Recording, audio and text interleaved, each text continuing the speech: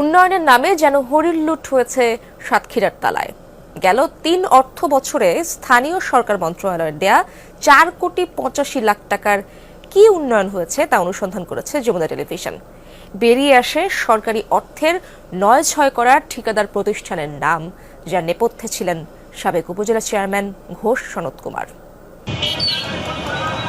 সাতক্ষীরার যে কটি উপজেলাকে এলজিইডি অধিক উন্নয়ন বরাদ্দ দিয়েছে তাদের অন্যতম এই তালা, অথচ বেহাল অবকাঠামো, অনুন্নত যোগাযোগ ব্যবস্থা।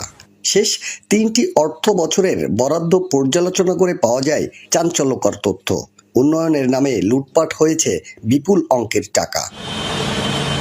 উপজেলা পরিষদের প্রবেশদ্বার 50 ফুট দৈর্ঘ্যের এই ড্রেন নির্মাণেই ব্যয় দেখানো হয়েছে 18 লাখ টাকা। গেটের নিচের ঢালাই 5 লাখ, আর পরিষদের ভেতরের ড্রেন সহ স্ল্যাবের পেছনে খরচ 22 লাখ টাকা। আসল খরচ কত? সম্পূর্ণ টাকা খরচ হয়নি। কত টাকা খরচ হতে পারে আপনার ধারণা? সর্বোচ্চ 8-10 লাখ টাকার ভিতরে হবে। গেজেটেড কোয়ার্টার সংস্কারে 4 লাখ ও নন গেজেট অবকাঠামোর জন্য ব্যয় করা হয়েছে 10 লাখ টাকা, যদিও বাসিন্দা ও সরকারি স্টাফদের দাবি ভিন্ন।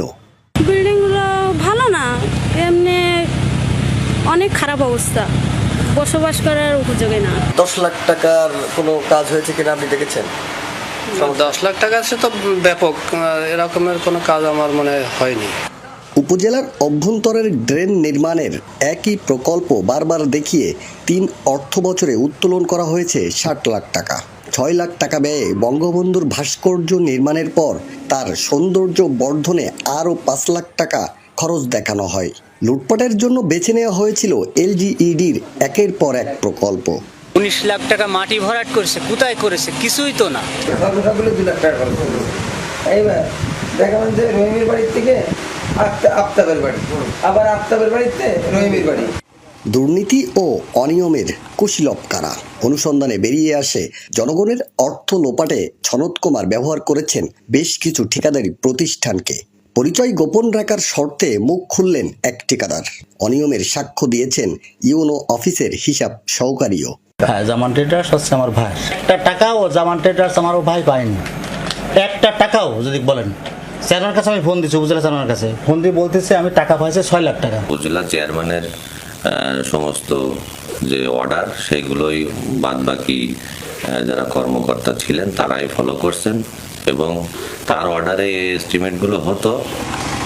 গেল 5 আগস্ট শেখ হাসিনা সরকার পতনের পর খোঁজ মিলছে না বিলুপ্ত উপজেলা পরিষদ চেয়ারম্যান ঘোষ সনৎ কুমারের। তবে দুর্নীতির বাকি সহযোগীরা রয়েছেন বহাল তবিয়তে। এসব দেখার দায়িত্ব যার, কি বলবেন সেই উপজেলা প্রকৌশলী?